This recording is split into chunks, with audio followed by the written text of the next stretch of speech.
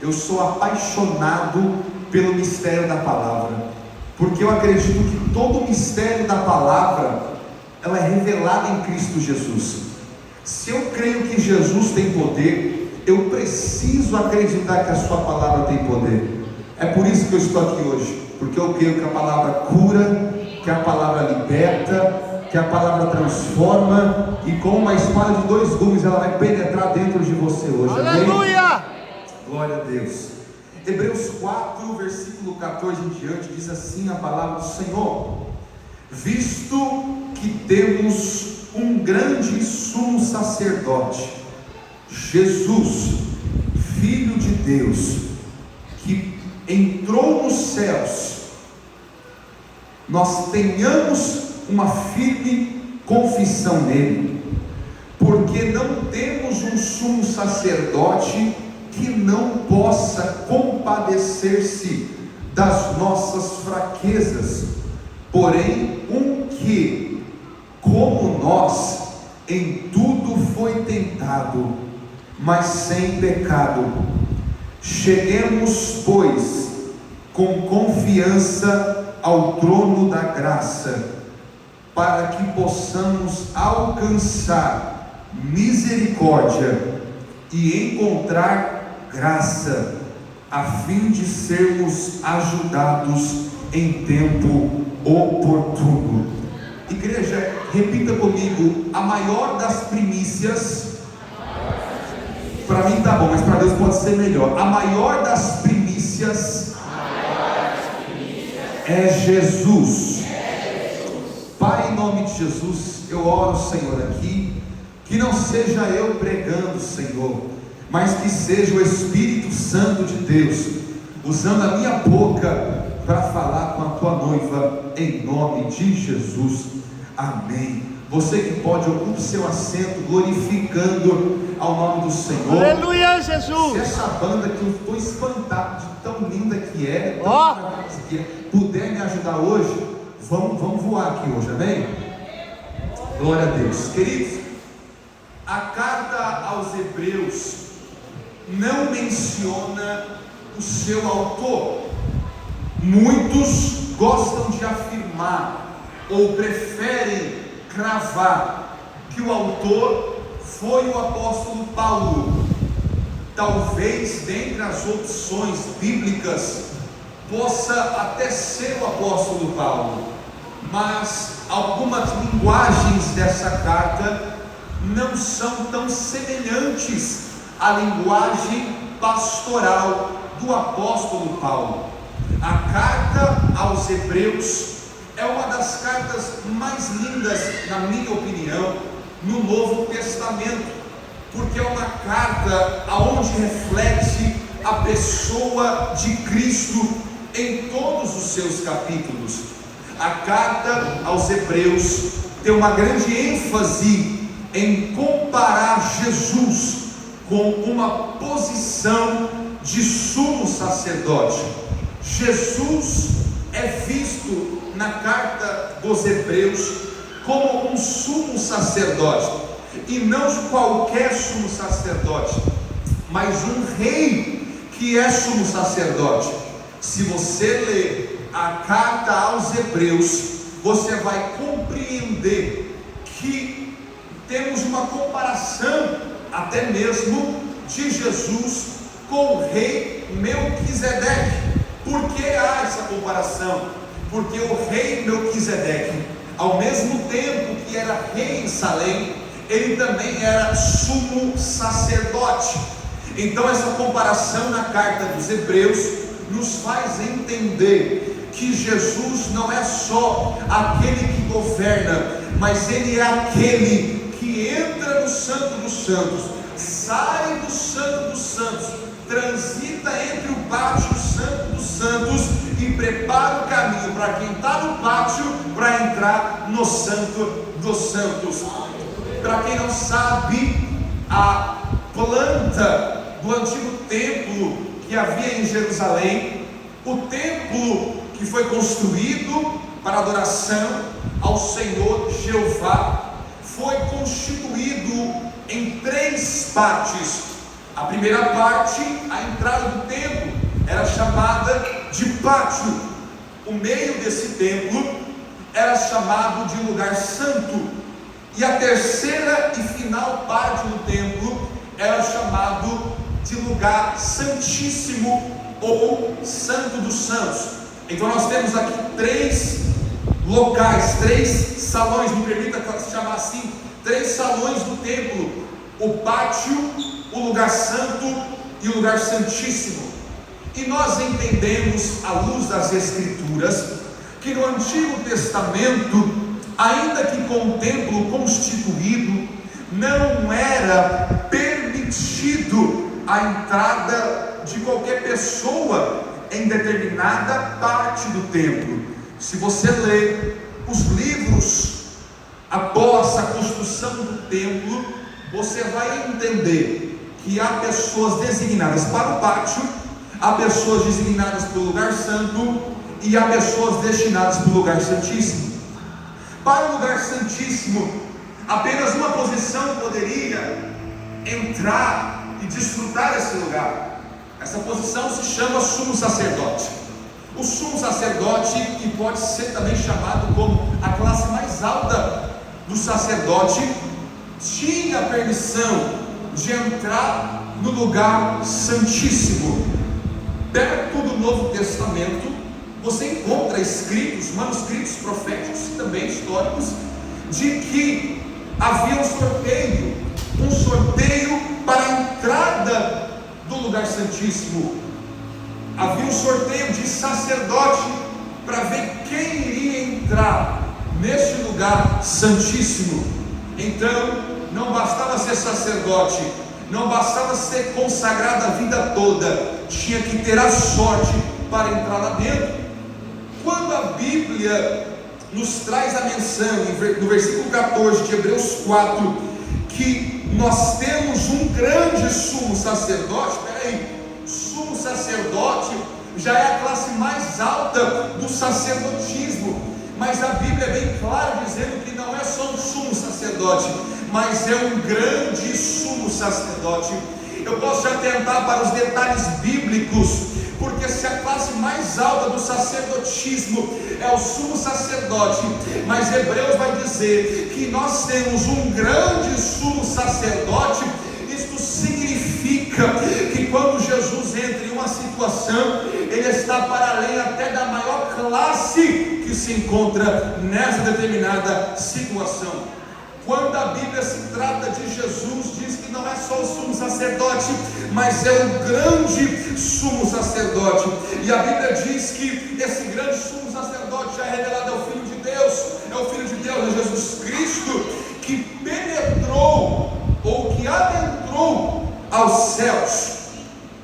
E por isso nós temos que ter firme profissão de fé nele. Olha que interessante. A Bíblia usa o contexto de um sumo sacerdote para demonstração de Jesus entrando nos céus. Se você prestar atenção, você pega o mistério da palavra. Se um sumo sacerdote era o único que tinha a abertura para o lugar santíssimo, e a Bíblia diz que o nosso sumo sacerdote, o Filho de Deus, teve o poder para entrar nos céus, a Bíblia já está dizendo: o local com maior santidade que a história já conheceu é os céus.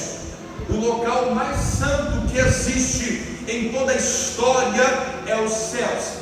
Agora olha que interessante, quando a Bíblia diz que nós temos não um sumo sacerdote que não possa compadecer, mas um sumo sacerdote que nos entende, e esse mesmo sumo sacerdote chegou aos céus. Olha que interessante, a Bíblia usa a vida de Jesus para mostrar que Deus compreende as nossas dificuldades.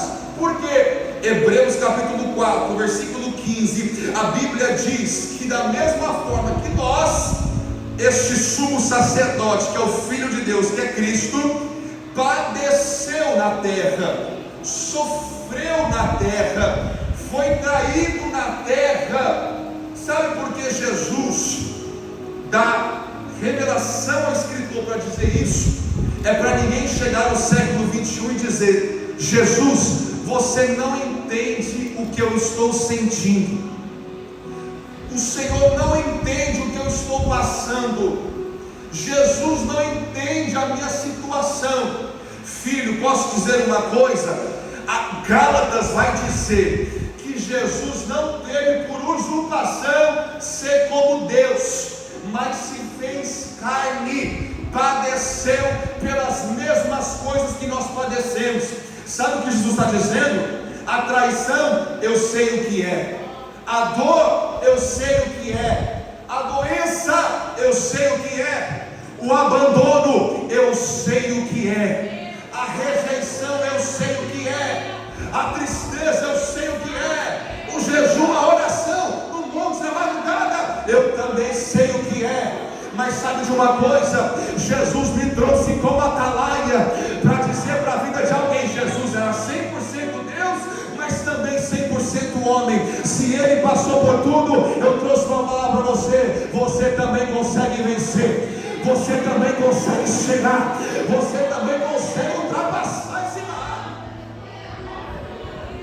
E não se engane, isso aqui não é palavra coach, isso aqui não é palavra de autopromoção. A Bíblia está dizendo: nós não temos um sumo sacerdote que não se compadeça por nós, porque ele sabe quem nós somos, ele sabe o que nós passamos. Então eu quero dizer algo para alguém que entrou aqui com dúvida: Jesus te conhece, Jesus já viu, o que ele não gostou ele vai tirar, mas ele sabe o que fazer com a sua vida.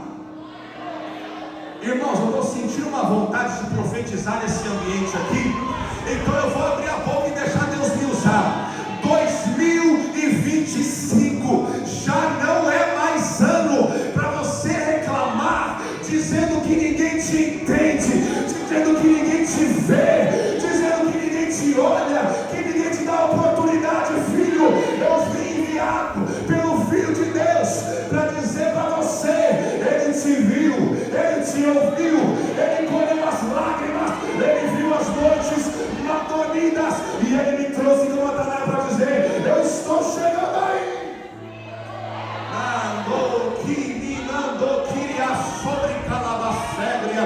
Nós não temos um sumo sacerdote que não compreende a nossa situação, nós não temos um sumo sacerdote distante, nós não temos um sumo sacerdote apático, nós temos um sumo sacerdote que acima de sumo sacerdote, ele nos chama de filhos. Ei filho, ei filha, Jesus te chama de filho, Jesus te chama de filho.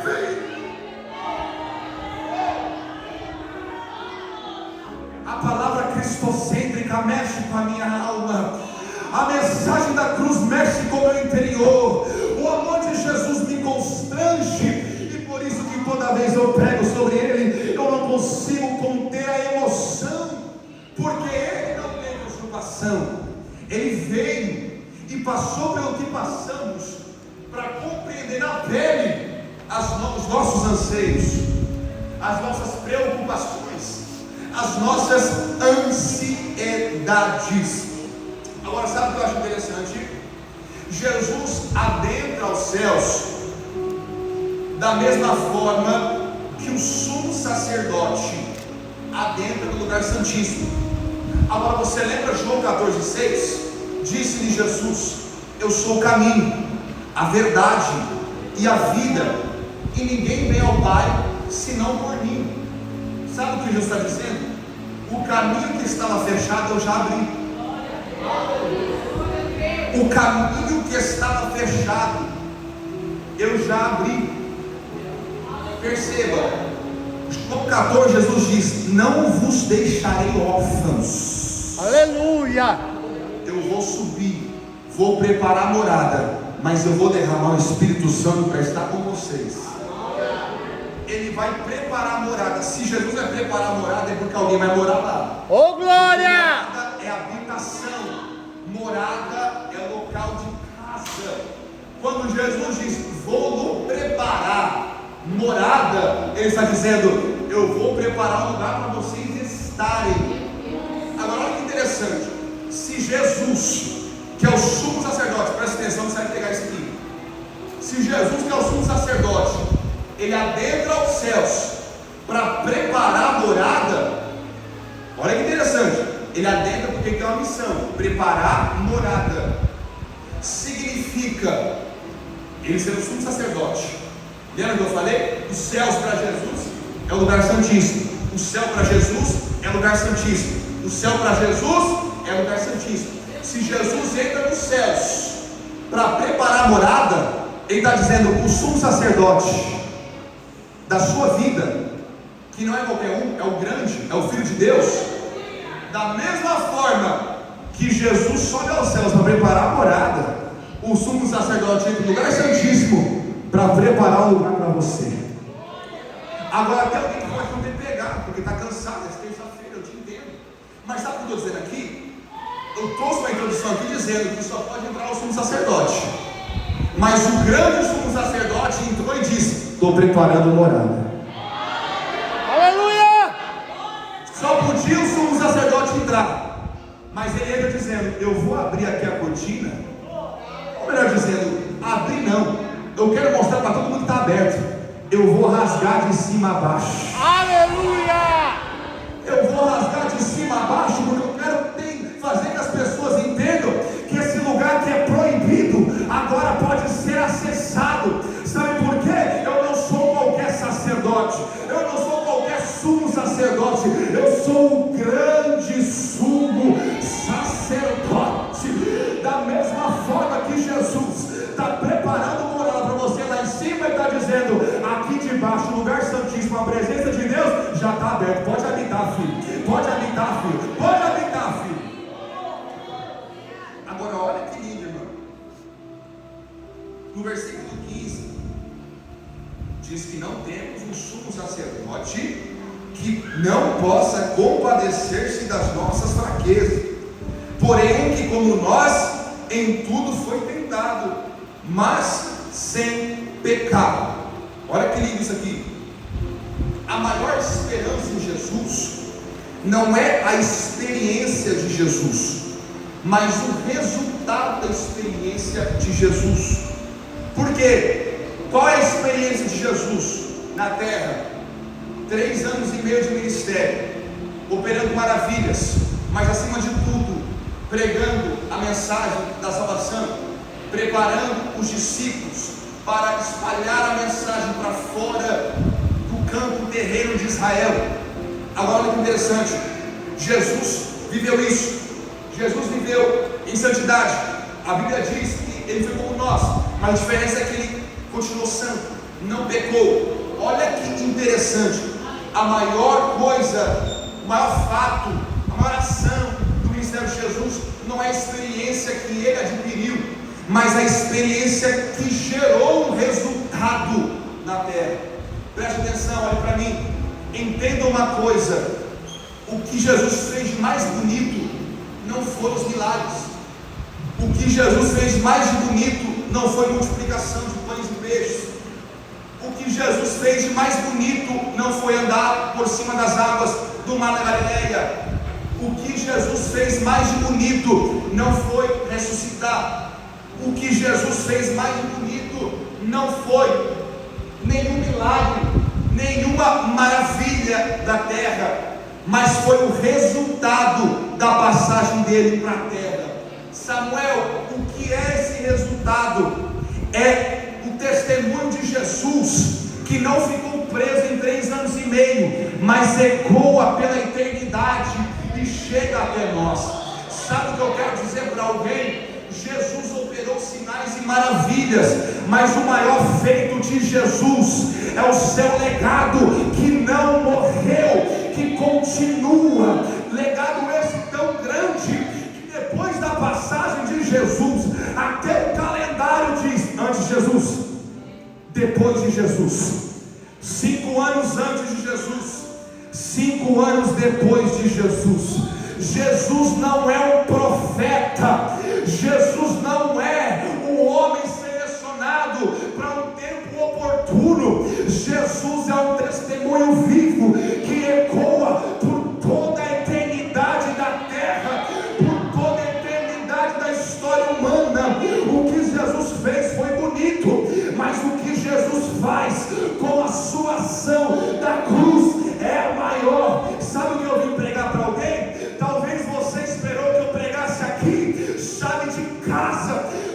você esperou aqui eu pregar a chave de carro, mas sabe o que eu vim pregar? Que a chave do céu foi entregue pela sua vida, quando Jesus bradou tetelestai, está consumado. O maior presente, o maior milagre, a maior dádiva de Deus para a sua vida foi a vida dele pela sua.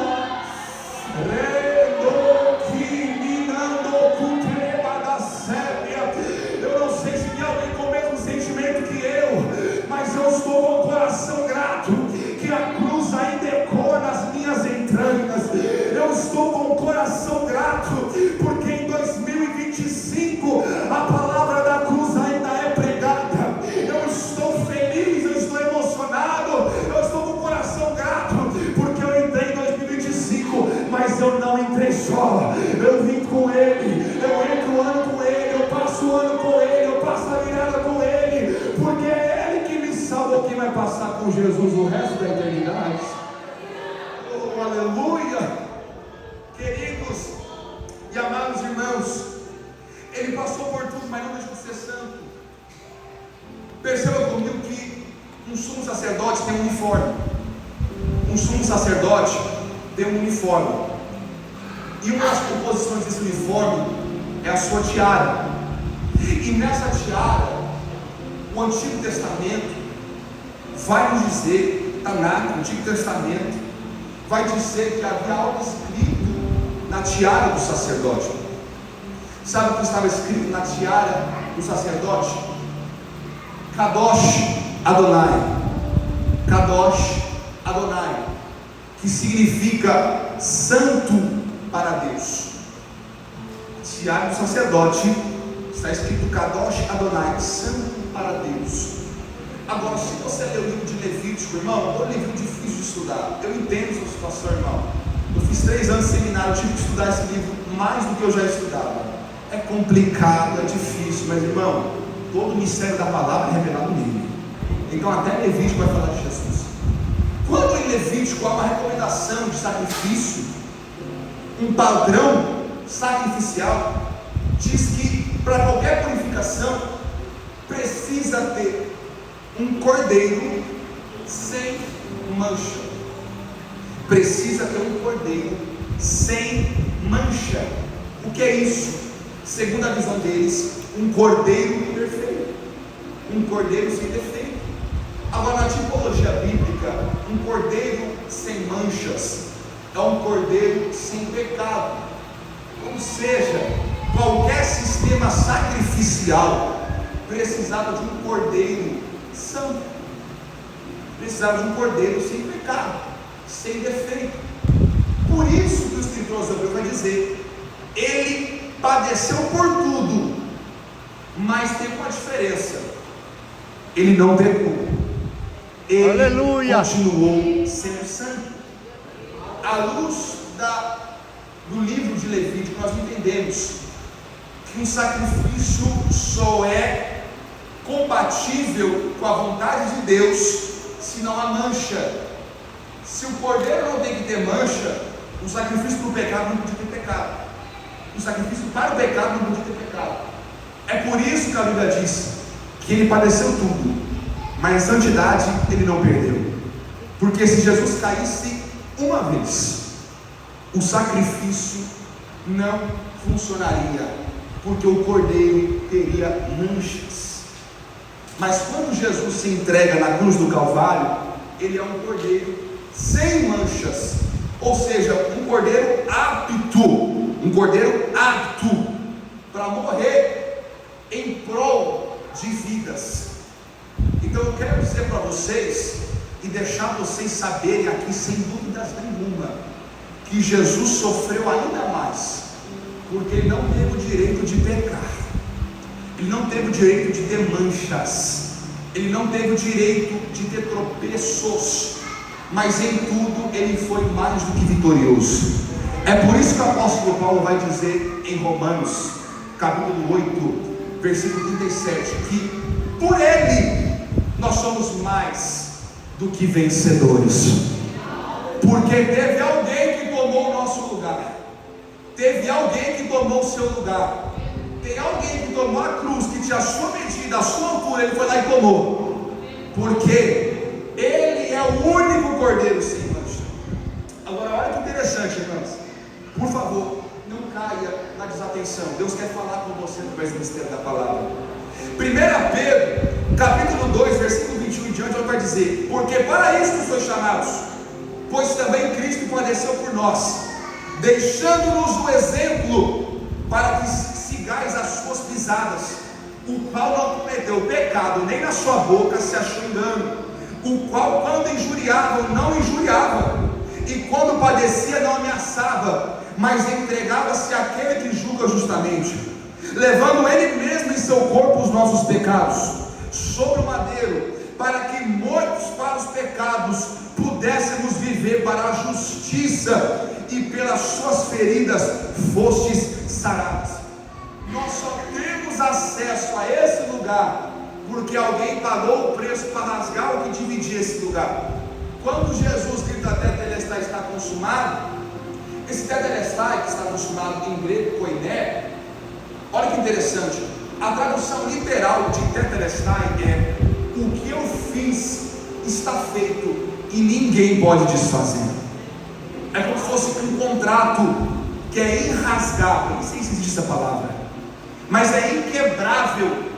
Tetelestai é a palavra mais profunda para dizer: é impossível ser desfeito o que foi feito aqui. Aleluia! Então quando Jesus grita tetelestai, está dizendo assim: o que eu fiz ninguém pode anular.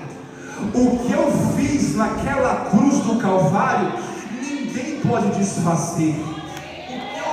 Na cruz do Calvário, história nenhuma pode apagar, porque o que tinha que ser pago está pago, e ninguém pode corromper o meu pagamento, porque tetelestai é imutável, a minha ação foi imutável. Sabe o que Jesus está lembrando para alguém aqui nessa noite?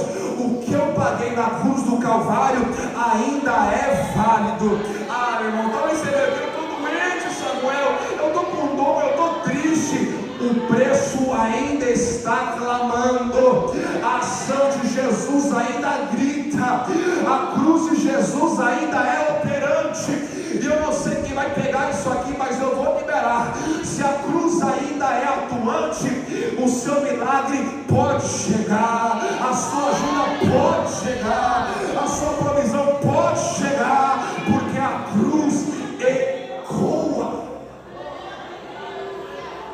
Agora olha que lindo, não é primícias o tema da campanha, é primícias.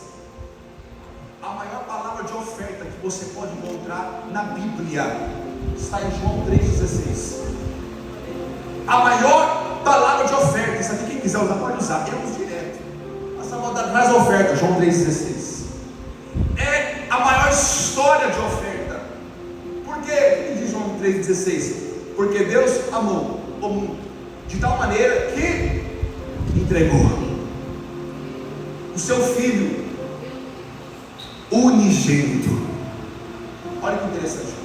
Deus, Ele ofertou tudo o que Ele tinha, porque o Filho é unigênito, ou seja, o único Filho. Ele ofertou tudo que tem mais valor para Ele, Ele ofertou, para que todo aquele que nele crê não pereça, mas tem a vida eterna. Você tem noção que a maior oferta da história da humanidade não foi feita por homens, mas por Deus? A maior oferta da humanidade não foi para Deus, foi pela causa da humanidade. Irmão, mais uma vez, estou pregando Bíblia aqui, tá? Não vai me confundir com coach, não. A maior oferta foi Deus que entregou. Aleluia! A oferta mais incalculável foi Deus que entregou. Sabe por quê? Não há nenhuma outra oferta que possa nos dar a esperança de uma eternidade alegre, de uma eternidade santa, de uma vida, de um corpo glorificado. Só essa oferta pode nos dar esse acesso, e ela chegou para mim e para você. Agora olha que lindo, Deus fez a maior oferta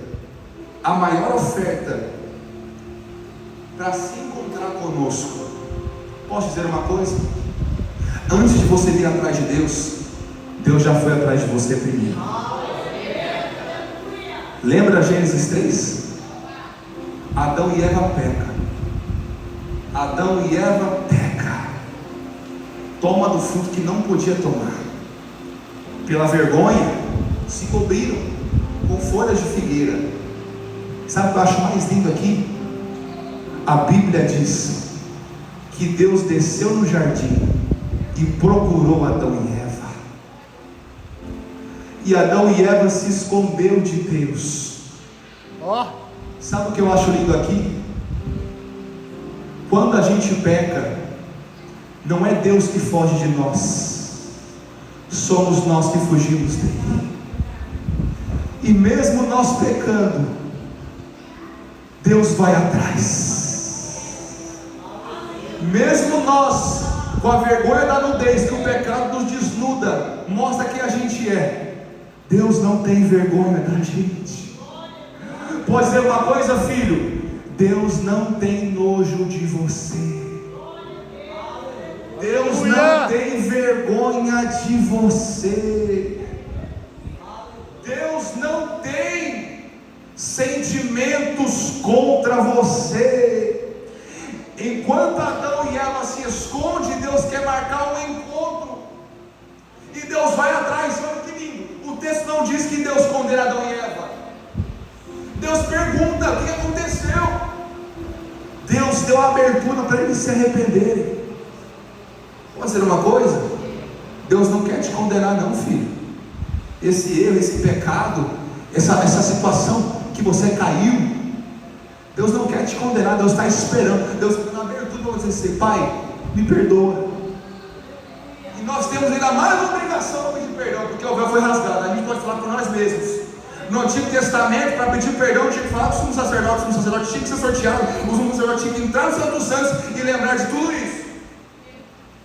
Hoje o véu está aberto, filho. Você pode dizer: Pai, Aleluia.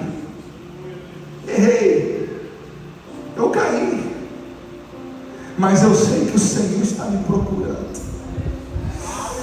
Sabe o que Deus está dizendo para alguém aqui? Estou te procurando faz um tempão, sabia?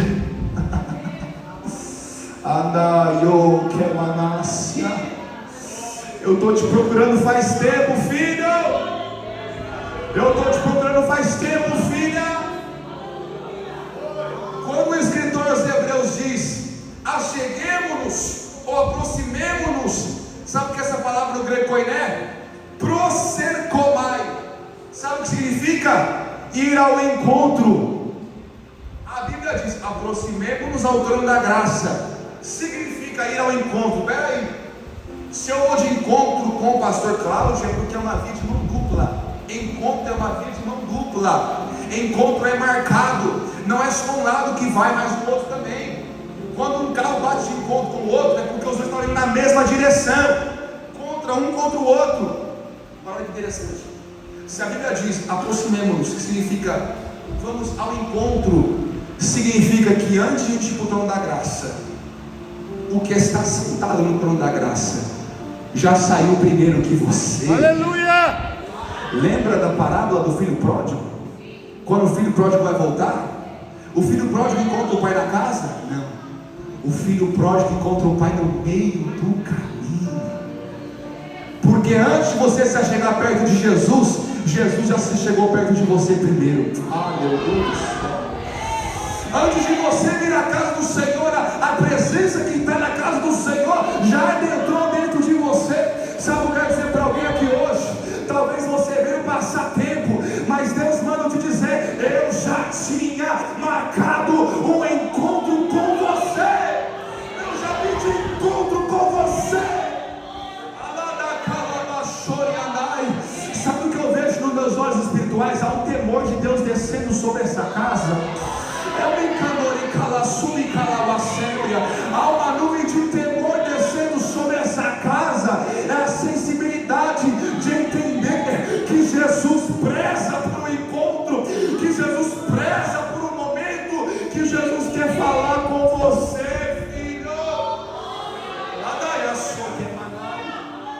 Cheguemos ao trono da graça, ir ao encontro. Encontro é algo marcado, é vida de mão dupla. A Bíblia continua dizendo: a chegarmos com confiança. Confiança, que essa palavra no grego também é traduzida como ousadia. Lembra de Esther? Esther capítulo 5 vai dizer que Esther estava no pátio e ela precisava de resolver uma causa. Talvez você chegou a Esther, estava no pátio, precisava de uma causa. Só que o sumo sacerdote abriu um caminho maior do que o pátio. Esther sai do pátio, vai até a porta do rei. Ela abre a porta do rei, ela entra, e ali, conjecturando, os guardas já foram para cima dela. Sabe por quê? Pode ser qualquer pessoa. Se entrou na sala do rei sem ser chamado, é morto. Porque só entra na sala do rei quem é chamado. Olha que lindo. Esther entra. Eu imagino o rei, calma.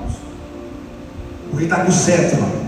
Cetro, simbologia, tipologia de poder. Cetro, simbologia, tipologia de poder. Sabe o que o rei faz? Rei Assuero estende o cetro. Sabe por quê? Aleluia! Quem acha graça quando entra na sala do rei recebe poder. Irmão, não sei se você veio para o culto hoje. Tem alguém aí hoje? Eu peguei! Quer poder do céu? Acha graça para entrar na sala do rei. Beijo! E vou dizer mais: a sala do rei era um lugar santíssimo. E a porta você não precisa nem abrir. Ele abriu primeiro que você, está aberta. Vai entrar ou não vai entrar? Quem quer poder essa noite aqui? Pois olha o que o rei faz aqui hoje. Estendeu o cetro, filho. Aleluia!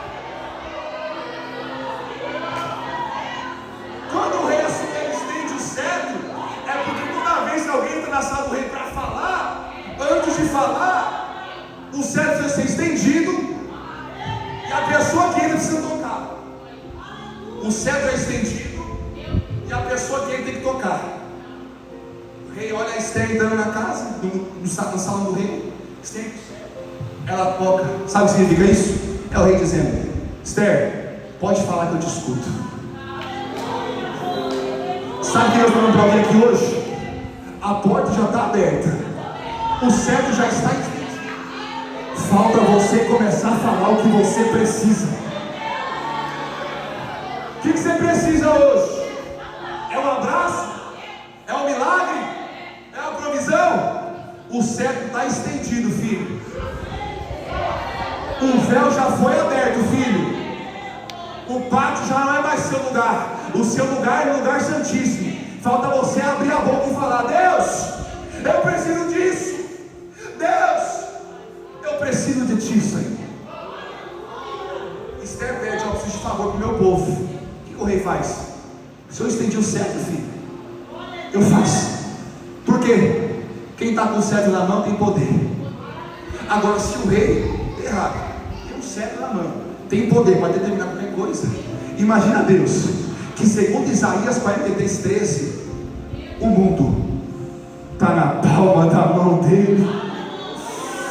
Alguém não pegou, por isso não deu glória, mas eu vou falar de novo para você pegar o mistério da palavra. Se o cetro já traz poder, imagina o globo inteiro na mão desse grandão aí. Está com um problema aqui, o mundo está na mão dele. Está com um problema na casa, a casa está na mão dele. Está com um problema no casamento, o casamento está na mão dele. Está com um problema na finança, a finança está na mão dele. Os teus problemas não são páreos para o cetro de Deus que está estendido para a igreja aqui hoje.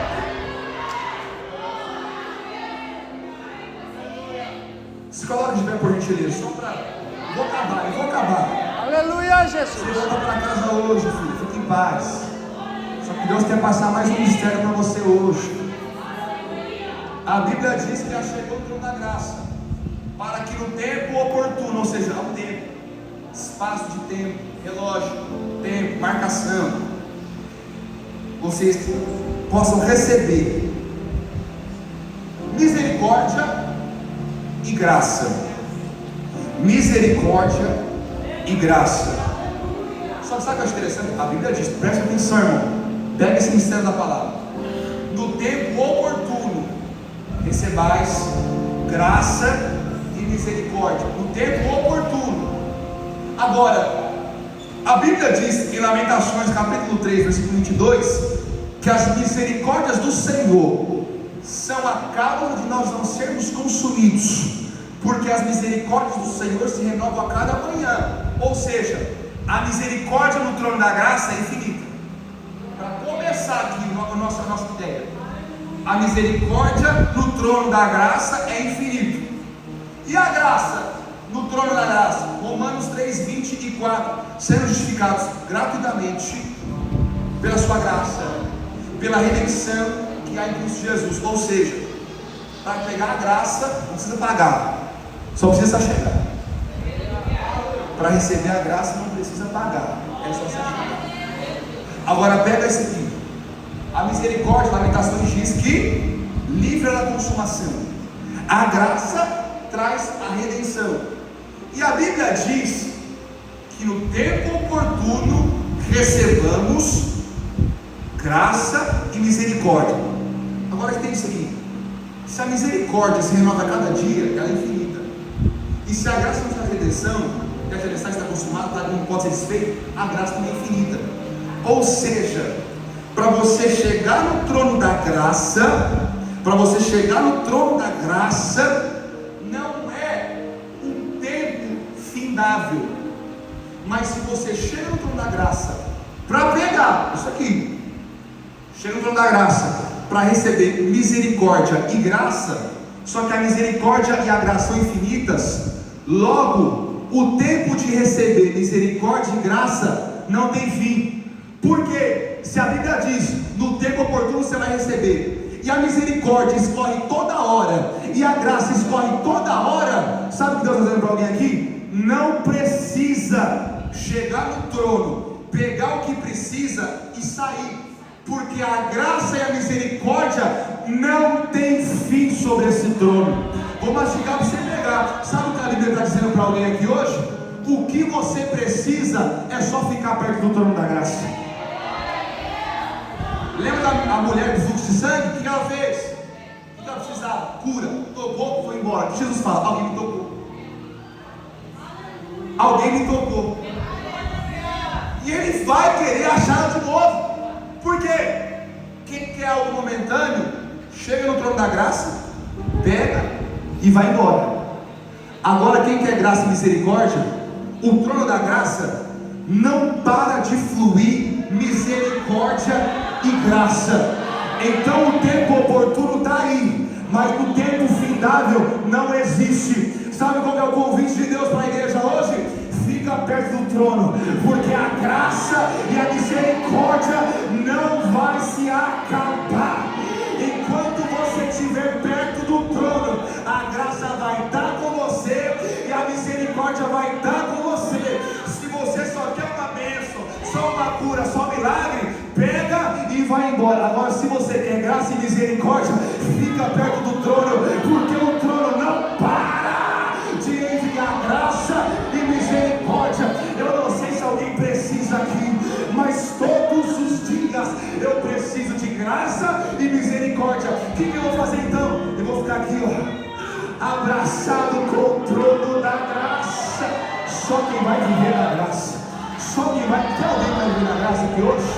Tem alguém que vai viver a misericórdia de Deus aqui hoje? Deus está tomando a minha boca para dizer para alguém aqui nessa noite: talvez te apontaram, talvez se cuspiram espiritualmente, talvez te desprezaram, mas a graça e a misericórdia ainda está de pé, ainda está de pé, ainda está de pé. Adore a Deus pela graça, adore a Deus pela misericórdia, porque a misericórdia não tem fim, a misericórdia não tem fim, a graça não tem fim. Primícias, né? A maior das primícias foi Jesus. Se Deus deu as suas primícias, qual que é a maior primícia de Deus? A vida de Cristo. Se Deus deu a própria vida, qual que é a nossa primícia? Qual que é a maior coisa que nós possamos dar para Deus? A campanha Primícias, né? Sabe qual que é a maior coisa que você pode dar para Deus hoje? não é dinheiro, não é uma oferta, não é nenhum braço levantado, nem um barulho de glória, acredita? Não é a maior coisa que você pode dar, nem um aleluia. Se a primícia de Jesus Cristo foi a sua vida, a sua primícia que você pode entregar hoje aqui é a sua vida para Jesus. Aleluia! Eu amo essa casa, mas infelizmente eu não conheço todos. Então possa ser que tenha alguém aqui que não está perto do trono da graça. Sabe o que significa ser santo? Quem está próximo de Deus. Isso é cristão. Quem está próximo de Deus. Quer graça hoje? Quer misericórdia hoje? Deus já fez a parte dele, falta você fazer a sua. O pai já está no meio do caminho, falta o filho pródigo sair um pouquinho, porque o pai já saiu ao caminho. Hoje Jesus já saiu ao seu caminho. Sabe o que eu quero perguntar hoje? Tem alguém aqui hoje que não é crente? Sabe, quando eu venho no culto não é o suficiente, irmão. Se a sua vida não foi entregue, não é suficiente. Você pode estar aqui todo culto, você pode ter cargo, mas se a sua vida não foi entregue a Jesus, não é suficiente. A primícia é a vida. Tem alguém aqui hoje que ainda não entregou a primícia que é a vida e quer entregar aqui hoje? Faz assim com a sua mão. Você que por um acaso já serviu essa casa, já serviu a Jesus, mas talvez hoje você se encontre tão distante, você não ora mais. Sabe que não orar está longe do trono, né?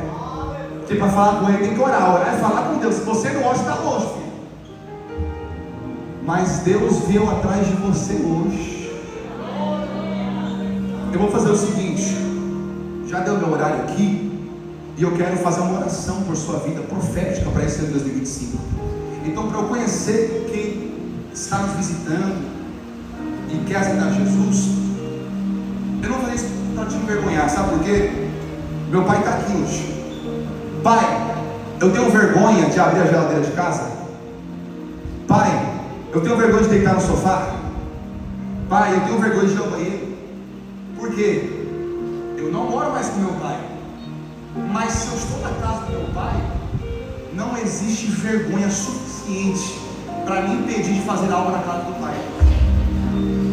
Você está na casa do pai. Você não precisa ter vergonha do pai. Então vamos fazer o seguinte, irmão, por favor, isso não é para te envergonhar, é que eu quero ir orar para a igreja. Então eu preciso fazer isso.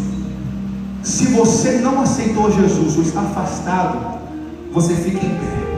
E se você é salvo em Jesus, você se assenta para eu conhecer. Então quem é crente se assenta, só fica de pé. Quem não é crente, irmão, eu quero te conhecer. Por favor, fique de pé, porque Deus marcou esse encontro com você. Nós temos aqui um belo jovem, se me permite, um belo jovem, duas mulheres que eu já vejo que vai ser mulher de Deus ali, uma irmã que recebeu já a bênção hoje, e outra irmã também abençoada por Deus aqui na frente. Agora eu quero perguntar, primeiro para a irmã de marrom, você vai fazer igual a mulher do fluxo de sangue, pegar o que você precisa e vai embora, ou você vai viver do lado do profeta? Vou fazer o seguinte então, quem ficou de pé, quer Jesus hoje, quer confirmar o passaporte no céu hoje, vem aqui aceitar Jesus. Vem, vem, vem, vem, vem, vem, vem, vem, vem. Aleluia! Oh, glória!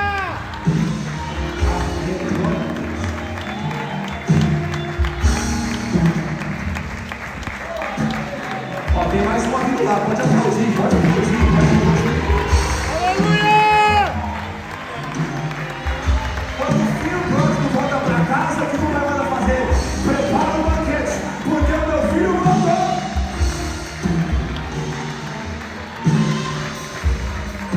Aleluia.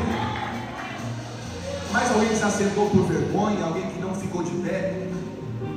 Até três. Irmão, que não seja a sua última oportunidade, mas eu não sei o que é amanhã. 2, não há mais ninguém. 3, que Deus te dê uma próxima oportunidade. Nós temos aqui 4 pessoas lindas de viver. Aleluia! Quero pedir para vocês repetirem essa oração que eu vou fazer de confissão de fé, amém? Amém?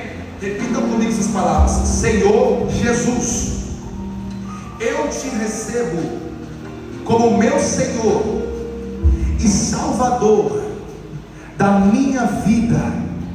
Apaga os meus pecados e escreva meu nome no livro da vida e me guarda até a sua volta.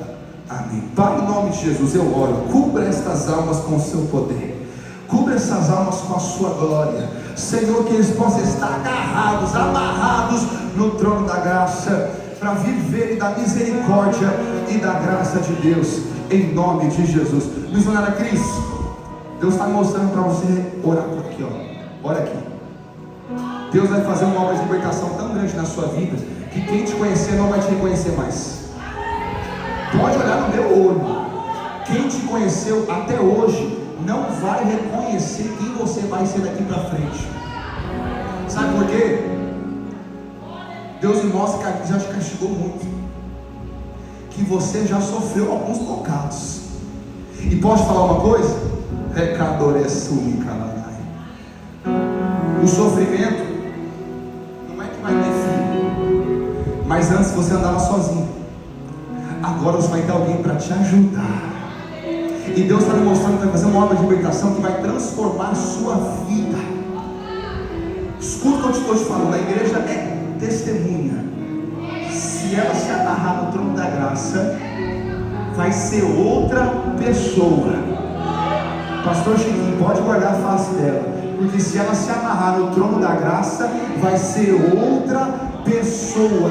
Eu vejo obras de libertação na sua vida. Deus vai quebrar as correntes que te segura de estar na presença de Deus.